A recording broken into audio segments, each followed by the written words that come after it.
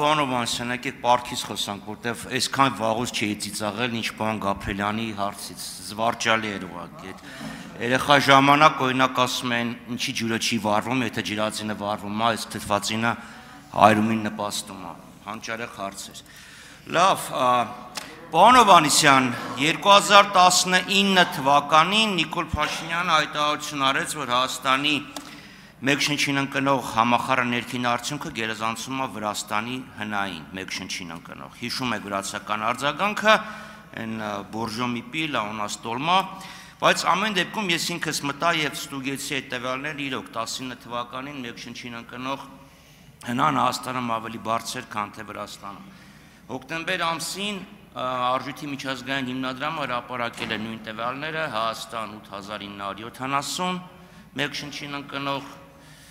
Վրաստան 10130 դոլար։ Այս ինչ եղավ, որ մենք սենց հրաշալի տնտեսական աճեր ենք արձագանքում, բայց 19 թվականի համեմատ այս իրավիճակը փոխվեց։ Դա առաջի հարց։ Երկրորդը պարտքի վերաբերյալ։ Եթե փորձենք մեր տնտեսական աճից զտենք պարտքը, այսինքն ինչքան կլիներ մեր տնտեսական աճը 5 տարվա կտրվածքով, եթե մենք պահեինք նույն պարտքի մակարդակը, ինչ որ կար 18 թվականին, կարծեմ, դենց մի քիչ ավելի բարդ, բայց ավելի ազնիվ ֆինանսա։ Իդեպ, պարոն Գաբրելյան, եթե ուզում եք իմ պարտքը փակեք, հիպոթեկս փակեք։ Երրորդ հարցը։ Դեռ 17 թվականին մենք իրար հետ հիշում եք մի անգամ հանդիպեցինք պատահական հրապարակի վրա, ելք դաշինքի ձեր տնտեսական ծրագրից էինք խոսում, դուք 17 թվականին առաջարկում եք համընդհանուր բազային եկամուտի գաղափար։ Ես լիահույս եմ, որ 26 թվականին դահլիճի այս հատվածը կփոփոխվի, դա համար հիմա եմ այս հարցը տալի։ Վերջը վերջո, ձեր այդ խոստումը համընդհանուր բազային եկամուտ ներմուծելու, երբեք իրականացնելու։ Շնորհակալություն, պարոն Խաչատրյան, նախ Վրաստանի հետ կապված, այո ճիշտ եք, եթե հետևել եք վերջի տարիներին, ապա Վրաստանը արձանագրել է շատ բարձր տնտեսական աճեր, մասնավորապես այս տարի, եթե չեմ սխալվում, սպասվում է 9% տնտեսական աճ,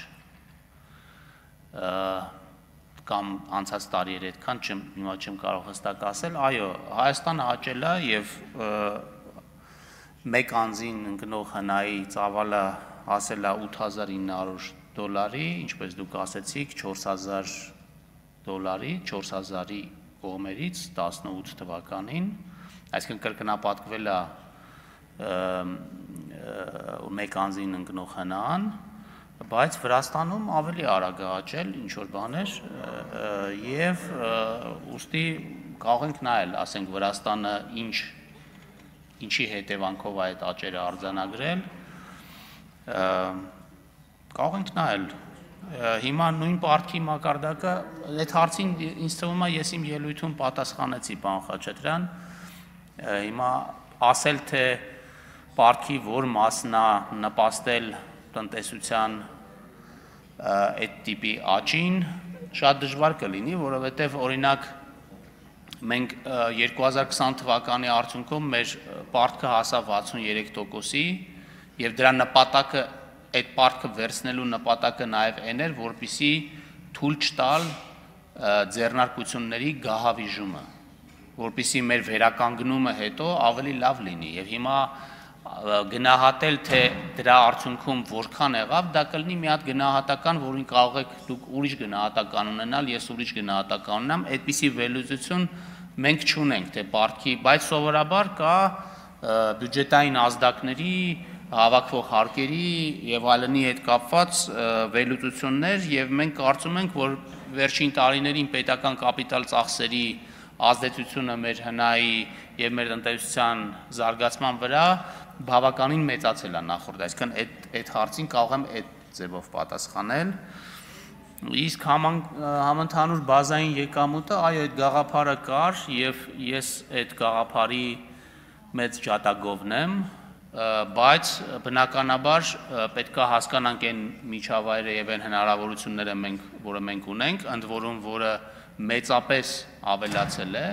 նաև դա պետք է արվի սոցիալական ծախսերի բարձր մակարդակի պայմաններում, որը ինչպես ցույց տվեցի 70%-ով աճել է վերջին 5 տարիների ընթացքում, դա շատ կոմպլեքս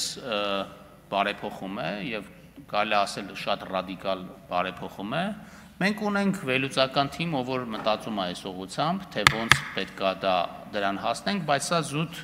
գիտական մտավարժանք է այս փուլում, որպեսզի իրատեսորեն կարողանանք հասկանալ, թե ինչպես ենք այդպիսի համակարգը ներդնելու Հայաստանում։ Համեցը կարծիքանք։ Պարոն Հովհաննիսյան, երբ 22 թվականին Հայաստանը 12.6% տնտեսական աճ արձանագրեց, Վրաստանը շատ ավելի համեստ։ Իշխանություններին ասում ենք, դա արտաքին է, արտածին է, դա Հայաստանի հետ կապ չունի։ Նիկոլ Փաշինյանն ասում էր, ոչ, ռուսներն եկան ստեղ, փողը եկավ ստեղ, ստեղով սկսեց գնալ, ապրանքները Հայաստանով էին գնում գալի, որովհետև Հայաստանը ժողովրդավարական երկիր է եւ կոռուպցիա չկա։ Վրաստանը, այսքան թողենք նրան, որ հիմա եթե կապիտալը գնում է, ռուսները գնում են, նշանակում է ժողովրդավարական չի, կոռուպցիա չի, այդ տրամաբանությամբ, բայց Վրաստանի աճը էնդեմիկ աճ է, իրանք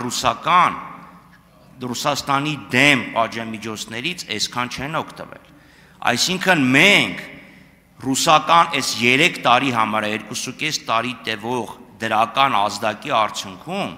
ավելի վատ արդյունք են արձանագրել, քան Վրաստանը ներքին ռեսուրսներով։ Իդեպ եթե այս թղթի մասին խոսանք, Կենտրոնական Ասիայում եւ Կովկասում 12150-ը միջին հնան։ Մեկ շնչին ընկնող։ Մնացածին երևի կանդրադառնամ ելույթում, շնորհակալ եմ։ Պարոն Խաչատրյան, դուք նենց բան եք ասում, հիմա ասենք այդ հարցերի մասին խոսալու համար այնքան մանրակրկիտ ու հազար ու մի ազդեցություն կա, որ դուք ասենք մի բանի վրա մի բանից որ խոսակ, մի բան վերցնեք եւ դրա մասին մեկնաբանեք, հա, բայց ամբողջական եւ եթե մենք չենք ուզում ուղակի ինչ որ մտքեր արտահայտենք, այլ ուզում ենք հարցը հասկանանք, պետք է բազմակողմանին նայենք։ Հիմա Հայաստանը Ռուսաստանի հետ սահման չունի, Վրաստանը ունի։ Կամ ասենք ծով ունի, կամ ասենք 100 այդտեղ 100 հարց կա, որոնք կարող է պայմանավորել, հիմա չգիտեմ, ես ասենք չեմ ուսումնասիրել Վրաստանի ՀՆԱԵ-ի դետալները մերի համեմատությամբ, բայց ես կարող եմ վստահորեն ասել, որ վերաարտահանման կամ սանկցիաների հետևանքով չի, որ մեր տնտեսական աճը բարձր է եղել։ Եվ չգիտեմ որտեղից գիտեք, որ Վրաստանում դա ոչ մի ազդեցություն չի ունեցել։